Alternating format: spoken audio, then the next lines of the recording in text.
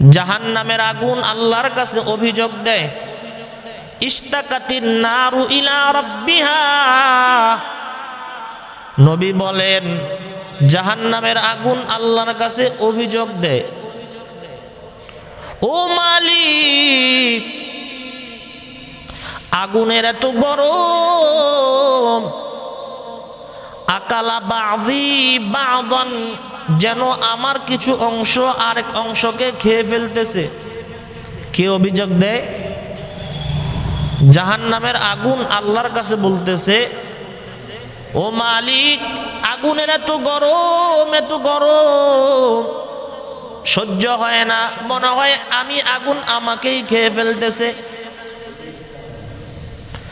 আল্লাহ বলে, ঠিক আছে আগুন, তোমারে দুইটা সুযোগ দিলাম, তুমি গোটা বছরে দুইবার শ্বাস নিবা, নাফাসিন ফিস শিতাই ওয়া নাফাসিন ফিস সাইফ। তো আল্লাহ জাহান্নামের আগুনকে বলে, ও আগুন, তোমারে আমি দুইটা সুযোগ দিলাম, তুমি গরমকালে একবার শ্বাস নিবা, আর যখন ঠান্ডাকাল আসবে ঠান্ডাকালে তুমি একবার শ্বাস নিবা। নবী বলে, তোমরা যে গরমের সময়ে গরমের তীব্রতা অনুভব করো, এটা হলো ওই জাহান্নামের আগুনের একটা তাপ।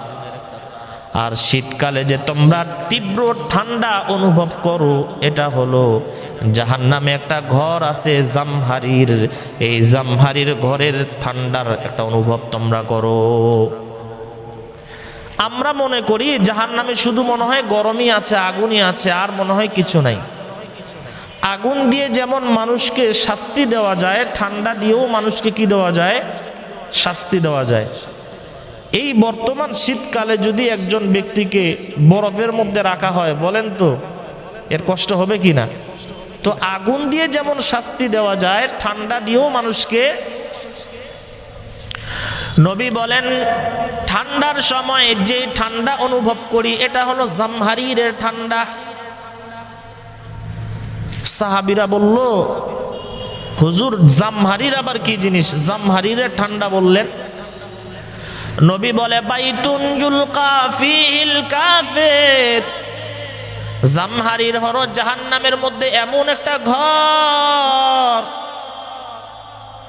ইয়াতামাইয়াজু মিন শিদ্দাতি বারদিহা, যেই ঘরের মধ্যে কাফের বেঈমানকে রাখা হবে, আর ওই ঘরটা এত তীব্র ঠান্ডা হবে যে তীব্র ঠান্ডার কারণে জাহান্নামের কাফের বেঈমানদের